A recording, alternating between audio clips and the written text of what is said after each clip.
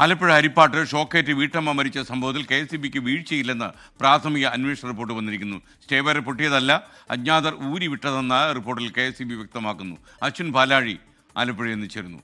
Ashwin, good morning, പറയൂ.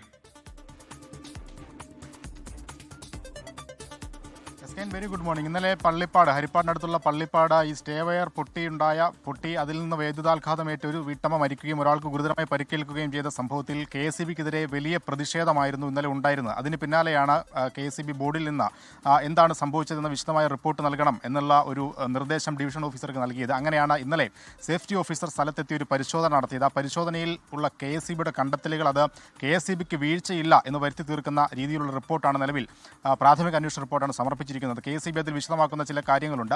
സ്റ്റേവയർ പൊട്ടിയിട്ടും കുറേ നാളുകളായി അതിന് പരാതി നൽകിയിട്ടും അത് ശരിയാക്കുന്നില്ല എന്നുള്ളതായിരുന്നു നാട്ടുകാരുടെ പരാതി. അതിനെ പൂർണ്ണമായും തള്ളുകയാണ് KSEBയുടെ സേഫ്റ്റി ഓഫീസറുടെ പ്രാഥമിക അന്വേഷണ റിപ്പോർട്ട്. സ്റ്റേവയർ പൊട്ടിയിട്ടില്ല, ആരോ മനഃപൂർവ്വം അത് ഊരിവിട്ടതാണ് എന്നുള്ളതാണ് ഈ അന്വേഷണ റിപ്പോർട്ടിൽ, പ്രാഥമിക റിപ്പോർട്ടിൽ ഉള്ളത്. അതാരാണ് എന്ന് കണ്ടെത്തണമെന്ന് പോലീസിനോട് നിർദ്ദേശവും നൽകിയിട്ടുണ്ട് KSEB.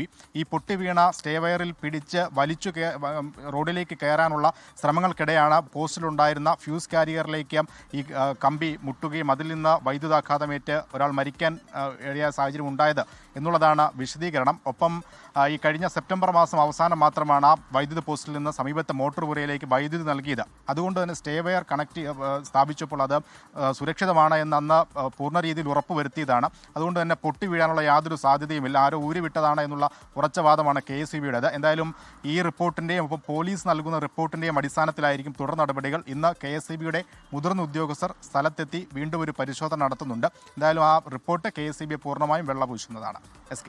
ലോകത്തെവിടെയായാലും ഏത് സമയത്തും 24 വാർത്തകളും ഓഗ്മെന്റഡ് റിയാലിറ്റി പാക്കേജുകളും എക്സ്പ്ലെയിനറുകളും വിശദമായി കാണാൻ ഞങ്ങളുടെ YouTube ചാനൽ നിങ്ങൾക്ക് സബ്സ്ക്രൈബ് ചെയ്യാം.